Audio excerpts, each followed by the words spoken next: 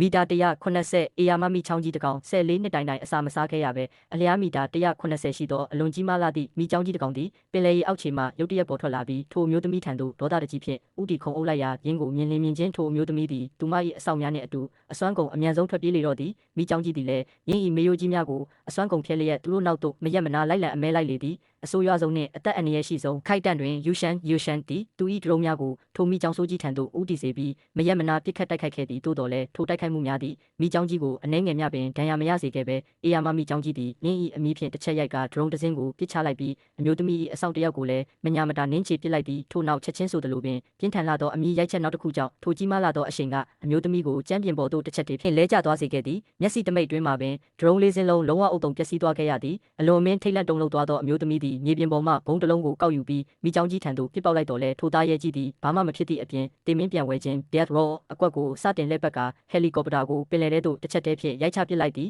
ထိုအခွင့်အရေးကိုအသုံးချ၍အမျိုးသမီးသည်ကယ်ဆယ်ရေးလေယာဉ်စီသို့ဦးတည်ပြေးသွားရာမီချောင်းကြီးကနောက်မှလိုက်လံခဲတော်လဲလေကိုသာဟမ်းမိလိုက်လေသည်ထိုအချိန်တွင်ကျွန်းပေါ်သို့မိန်းကလေးငယ်တဦးရောက်ရှိလာပြီးအေယာမမီချောင်းကြီးကိုမြင်လိုက်ရသောအခါထိတ်လန့်တကြားဖြင့်ထွက်ပြေးတော်လဲခလုတ်တိုက်၍လဲကျသွားခဲ့သည်အေယာမမီချောင်းကြီးသည်သူမထံသို့ဖြင်းညင်းစွာချင်းကပ်လာပြီးနောက်အလွန်ထူးဆန်းသောအရာတစ်ခုဖြစ်ပျက်ခဲ့သည်ကြောက်မက်ဖွယ်ကောင်းသောမီချောင်းကြီးသည်ရုတ်တရက်ဘေးအန္တရာယ်မပြုနိုင်သောအိမ်မြောင်ကလေးတစ်ကောင်ဖြစ်သို့ပြောင်းလဲသွားပြီးမိန်းကလေးငယ်ကိုရံမူမိအစားချွဲနှဲပြကသူမ၏အပေါ်တက်ကိုခံယူရန်ကြကိုးစားနေလေတော့သည်ထိုမြင်ကွင်းအလုံးကိုအမျိုးသမီးဖြစ်သူကသူမ၏မျက်စိဖြင့်ကိုယ်တိုင်တက်အပ်မြင်တွေ့